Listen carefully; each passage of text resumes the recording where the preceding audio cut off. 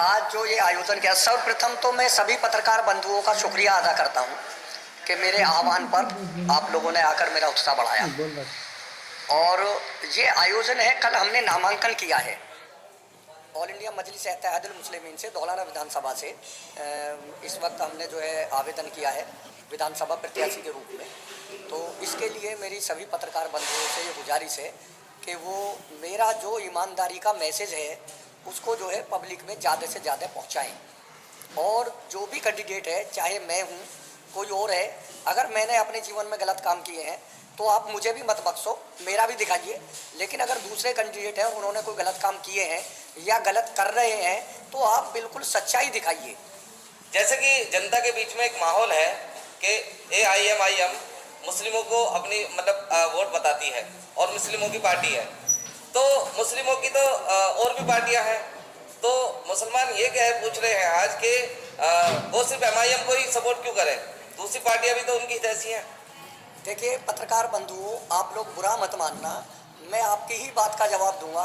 आप लोग कहते हैं कि AIM सिर्फ मुस्लिमों की पार्टी है, तो आपके बताए हुए अनुसार मैं आपको ये बताना चाह रहा हूँ 1,60,000 वोट धौलाना विधानसभा पर मुसलमानों की हैं, 70,000 वोट लगभग 50,000 वोट दलितों की हैं। तो ये सब AIM की वोट हैं और AIM का प्रत्याशी ही यहाँ से कामयाब होगा, क्योंकि मुसलमानों के साथ किसी ने भी आज तक वफादारी का प्रयास नहीं करा। मुसलमानों के साथ हमेशा समाजवादी पार्टी ने, कांग्रेस पार्टी ने, बहुजन समाज पार्टी ने छल करने का काम किया है। धौलाना विधानसभा सीट देखी जा रही है, किराना के बाद दूसरी हॉट सीट धौलाना विधानसभा देखी जा रही है। इसमें 84 का गढ़ है और इधर दाखला मजदूरी क्षेत्र और जो आसपास के क्षेत्र है मुस्लिम क्षेत्र है। किस तरीके से दोनों कंट्रोवर्सी किस तरीके से देखी जा रही है, किस तरीके से मेहनत आपकी 84 में होने वाली है?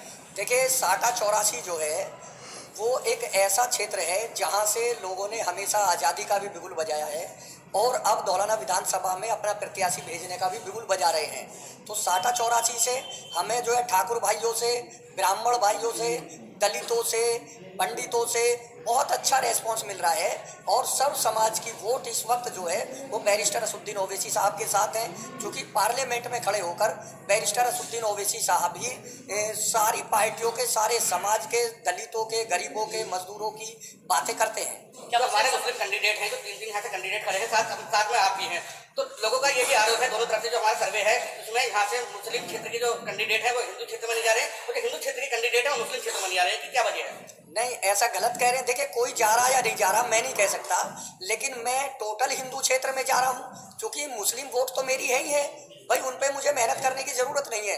क्योंकि आप लोग ही ये कहते हो कि बैरिस्टर साहब जो है वो मुसलमानों की राजनीति करते हैं, तो मुस्लिम वोट तो मेरा है ही है। तो मैं तो अपना टोटल हिंदू भाइयों में जाके पिलखवा में, फगोता में, गालंद में, समझे, उन सब हिंदू गांवों में मैं सबसे ज्यादा मेहनत कर रहा हूँ। जैसे आलमपुर है, नारायणपुर है, सपनावत है, तो मैं टोटल हिंदू भाइयों में जो है अपनी बरकरी कर रहा हूँ। आपको वोट क्यों दे जनता, ये सवाल है। मुझे वोट इसलिए मैं चाहता हूँ, अगर आप एज में आएंगे तो मैं सबसे कम एज का बच्चा हूँ धौलाना विधानसभा का, और धौलाना विधानसभा की जनता इसी तरह से मुझे प्यार देगी जिस तरह से डासने की जनता ने हमें 2017 में अपना प्यार दिया था। और हमने जो काम डासना में किया है उस काम के आधार पे, चूंकि हमने झूठ नहीं बोला औरों की तरह, हमने काम करके दिखाया है डासने में, और हम चाहते हैं कि हम धौलाना विधानसभा में भी काम करें। तो विकास के लिए हमें धौलाना विधानसभा की जनता अपना वोट देगी, शिक्षा के लिए वोट देगी। आपका कहना है कि मुस्लिम समाज क्षेत्र है, मुस्लिम समाज अच्छी वोट देगा और अपनी जीत हासिल करेंगे, लेकिन हम बात करें बसपा की, बसपा के इस बार के जो प्रत्याशी हैं बासित प्रधान, उनका कहना है कि अगर हम बात करते हैं धौलाना विधानसभा की तो केवल और केवल धौलाना विधानसभा बसपा के लिए है, बसपा के यहाँ जनार्दन यहाँ पर ज्यादा है। इस बारे में आपका क्या कहना है? देखिए बसपा तो यूपी के अंदर कहीं है नहीं। अब आप 2019 का इलेक्शन देख लीजिए, मात्र 10 MP जो है बहुजन समाज पार्टी के आए, और वो भी उन क्षेत्र से आए जहां मुस्लिम बहुल क्षेत्र है। उसके अलावा 2017 का रिकॉर्ड आप देख लीजिए, मात्र 19 MLA जीत के आए, उनमें से लगभग 9 MLA भग गए दूसरी पार्टियों में। तो इस वक्त बसपा का जनाधार खत्म हो चुका है। बसपा इस वक्त नहीं है, बिल्कुल भी कहीं दौड़ में नहीं है। मैं समझता हूँ शायद पूरे यूपी के अंदर हो सकता इस बार 10 MLA भी बसपा के ना आ पाए, क्योंकि दलित समाज जो है, दलित समाज टोटल हमारे साथ है बैरिस्टर असदुद्दीन ओवैसी साहब के। देखो दोबारा विधानसभा की बात की जाए तो दोबारा विधानसभा के जो प्रत्याशी बातचीत हैं उन्होंने सीधे सीधे कहा कि 60,000 से हमारी शुरुआत होगी, 60,000 वोटों से शुरुआत होगी। बात वो कह रहे हैं, दावेदारी की बात भी कर रहे हैं, तो किस तरीके से उन्होंने देखा? देखिए, आप सच्चाई दिखाइए ना भाई। जब बैरिस्टर साहब की पार्टी मुस्लिम पार्टी है तो हाजी आरिफ की शुरुआत 1,60,000 वोटों से स्टार्ट होगी, क्योंकि 1,60,000 मुस्लिम हैं, लगभग 40-50 हजार दलित हैं। वो ऑल इंडिया मजलिस को वोट देंगे, हमारे ब्राह्मण भाई देंगे, हमारे ठाकुर भाई देंगे। तो 1,60,000 पे मुस्लिम पार्टी का सिंगल प्रत्याशी हाजी आरिफ अली है, तो 1,60,000 से हमारी शुरुआत होगी। तो क्या मुद्दे लेके आप चुनाव उतर रहे हैं इस बार? क्या क्या मुद्दे लेके? देखिए, मुद्दे बहुत सारे हैं समाज के अंदर, क्योंकि पिछली योजनाओं में जो भी एमएलए रहे हैं उन्होंने क्षेत्र के विकास के बारे में नहीं सोचा, क्षेत्र की शिक्षा के बारे में नहीं सोचा, क्षेत्र के स्वास्थ्य के बारे में नहीं सोचा। जो गरीब लोग हैं हमारी धौलाना विधानसभा में, उनके इलाज के लिए कहीं भी कोई हॉस्पिटल नहीं है। जो गरीब बच्चे हैं उनकी शिक्षा के लिए कहीं भी कोई कॉलेज नहीं है। हमारी बच्चियां गाजियाबाद जाती हैं, डिग्री कॉलेज नहीं है हमारी विधानसभा में, बहुत दूर दूर तक हमारी बच्चियां जाती हैं। तो हम शिक्षा पे, विकास पे, स्वास्थ्य पे और बेरोजगारी पर काम करेंगे। आपकी पार्टी किसी से गठबंधन करने वाली है? 100 सीटों पर लड़ना तो कोई बड़ी बात नहीं है। क्या तो 3 पर जो आजाद समाज पार्टी के जो अध्यक्ष है वो उतर रहे हैं और जोगी के सामने उन्होंने उतरने का दावा कर दिया गोरखपुर के अंदर। देखिए, आजाद समाज पार्टी क्या कर रही है उसके लिए हम कुछ नहीं कह सकते भाई। ये सब लोग जो है, देखिए अखिलेश भैया किसी को साथ लगा के नहीं चल सकते, उन्हें अखिलेश भैया ने धोखा दिया। तो अब इसमें हम क्या कह सकते हैं भाई? वो बातें तो उनकी अलग हैं, वो 3 सीट पे लड़े, वो अखिलेश के आगे लड़े, वो योगी जी के आगे लड़े, वो उनकी अपनी मर्जी है। अजय जी, आपसे बात की जाए कि जैसे धौलाना विधानसभा से यहाँ पे भारतीय जनता पार्टी से धर्मेश सिंह तोमर जो है यहाँ के प्रत्याशी हैं, उनका कहना है कि अगर उत्तर प्रदेश में सारी विधानसभाओं में से धौलाना विधानसभा की बात की जाए, सबसे ज्यादा उत्तर प्रदेश की सारी विधानसभाओं में से मैं मुस्लिम वोट सबसे ज्यादा लेकर के जाने वाला। इस बारे में क्या आपका विचार? देखिए, उन्हें मुस्लिम वोट क्यों मिलेगा? जब बीजेपी सीधी सीधी हिंदू मुस्लिम की बात करती है तो मुसलमान ने तो बीजेपी को कभी वोट दिया ही नहीं और न मुसलमान देगा इस बार। भाई, आपने 5 साल विधायक रहते हुए मुसलमानों को गाली बकी है, तो मुसलमान आपको कैसे वोट दे देगा? बीजेपी और एमआईएम ये दोनों पार्टियां आखिर हिंदू मुस्लिम की बात क्यों करती हैं? देखिए, एआईएम कभी हिंदू मुस्लिम की बात नहीं करती। हाँ, बीजेपी जरूर हिंदू मुस्लिम की बात करती है। आप एक बात बताइए, बीजेपी सत्ता में है और अगर कहीं हिंदू भाई मर जाता है, अचानक हादसा हो जाता है, तो हमारे योगी जी उसको 50 लाख रुपए देते हैं, उसको सरकारी नौकरी देते हैं। अगर कहीं मुसलमान भाई मर गया, कहीं दलित भाई मर गया, आप एक मिसाल बताइए। 2014 से बीजेपी सरकार है, 2017 से यूपी में बीजेपी सरकार है। किसी मुसलमान को अगर योगी जी ने कहीं 10 लाख रुपए की मदद की हो या कोई सरकारी नौकरी दी हो तो आप बताइए। अगर सभाएं, चुनाव आयोग ने परमिशन दे दी सभाओं की, तो हमें कौन कौन सा प्रमुख चेहरा धौलाना विधानसभा में देखने के लिए मिलेगा? देखिए, अगर चुनाव आयोग ने परमिशन दी सभाओं की तो एआईएम के जो लीडर हैं सदर बैरिस्टर असदुद्दीन ओवैसी साहब, वो यहाँ पे सभा करेंगे।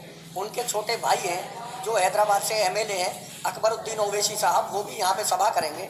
अख्तरुल ईमान साहब भी यहाँ पे सभा करेंगे। वारिस पठान साहब भी हैं। जनता की इतनी मांग आ रही है धौलाना विधानसभा से, वो ये चाहते हैं जो हमारे एकदम ब्रांड एम्बेसडर हैं वो सब धौलाना विधानसभा पे आपको देखने के लिए मिलेंगे। मुसलमानों से हर पार्टी ने हर बार वोट लिया है, अखिलेश ने भी लिया था और मुजफ्फरनगर कांड हुआ, आपका बीएसपी ने वोट लिया। 10 में से 5 तो मुस्लिम ही कैंडिडेट जीते एमपी में। और जब 3 तलाक की बारी आई तो बीएसपी पक्ष से गोद में चली गई बीजेपी की। क्या इस बार मुसलमानों को होश आएगा और वो आपको क्यों चुनेंगे? देखिए, बसपा का जहाँ तक बात है, वो तो आए दिन बहन जी के बयान आते रहते हैं। वो अभी भी एक बयान उन्होंने दिया है कि समाजवादी को हराने के लिए मैं बसपा से जो है संपर्क कर लूँगी और बसपा को जो है वोट करा दूंगी। ये बयान उनके बार बार आते रहते हैं। तो बसपा और समाजवादी और आपकी जो है बीजेपी, ये तीनों पार्टियां एक ही सिक्के के पहलू हैं। जो बसपा तोड़ के जाता है समाजवादी में, समाजवादी तोड़ के जाता है बीजेपी में, बीजेपी से वापस आता है समाजवादी में। देखिए, जब मुजफ्फरनगर का दंगा हुआ उस वक्त 69 एमएलए सदन में मुसलमान थे अगर उनमें से 5 एमएलए भी किसी मुस्लिम पार्टी के होते तो किसी के बाप में ताकत नहीं थी। अगर मुजफ्फरनगर के अंदर दंगा करा लेते और ये समाजवादी के सिपाही जो मुसलमान थे, जो बहुजन समाज के मुसलमान थे, कांग्रेस के मुसलमान थे, इनके मुंह में टेप लग गई, इन्होंने कभी दुख भी व्यक्त नहीं किया उस पर। सर धोलाना की जनता अगर आपको मौका देती है तो आपके 4 से 5 काम क्या होंगे? सबसे पहले दूसरा सवाल ये है, आपका सीधा मुकाबला किससे होगा? देखिए, हमारा मुकाबला बीजेपी से है। कुछ लोग बढ़ चढ़ के कहते हैं साहब समाजवादी से। समाजवादी को डांसने में हमारी वाइफ ने 5वें नंबर पे पहुंचाया था और आप लोग ये उम्मीद करो इंशाअल्लाह चाहा तो उसे 6ठे नंबर पर समाजवादी को यहाँ पे हम लोग पहुंचाएंगे। अगर धोलाना की जनता आपको मौका देती है तो 4 से 5 काम आप क्या होंगे धोलाना में? मैंने आपको गिनवा दिए। सबसे ज्यादा हम शिक्षा पे काम करेंगे, बेरोजगारी पे करेंगे, विकास पे करेंगे, स्वास्थ्य पे काम करेंगे। अगर MIM ने सीटें जीती तो अगर उसको किसी को समर्थन देना पड़ा तो उसकी प्रमुख मांगे क्या क्या रहेंगी? देखिए, ये फैसला हमारे जो लीडर हैं बैरिस्टर असदुद्दीन ओवैसी साहब, इस फैसले को वो लेंगे और ये बाद की बात है।